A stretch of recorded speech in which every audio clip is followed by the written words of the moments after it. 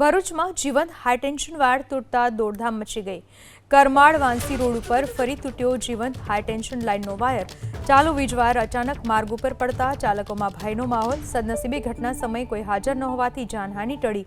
બીજી વખત બનેલી ઘટનાથી વાહન ચાલકોમાં આક્રોશ। પાવર ગ્રીડ અને કેવીસી કંપની ઉપર બેદરકારીના આરોપ।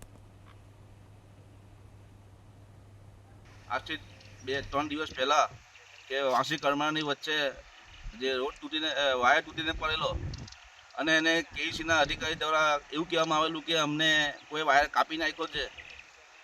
72 કલાકની અંદર પાછો આજે સવારે એટલે કે આજે સોમવાર તારીખ 24/8/2026ના રોજ સવારે 8 કલાકની આસપાસ પાછો બીજો વાયર તૂટીને પડ્યો છે।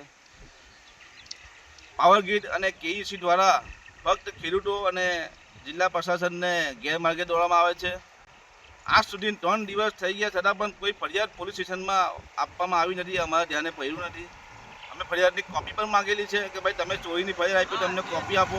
એ કોપી પણ આપેલી નથી હજુ આજ સુધી। ખેડૂત મિત્રોને કહેવા માગું છું કે આજ આપણું ભવિષ્ય છે।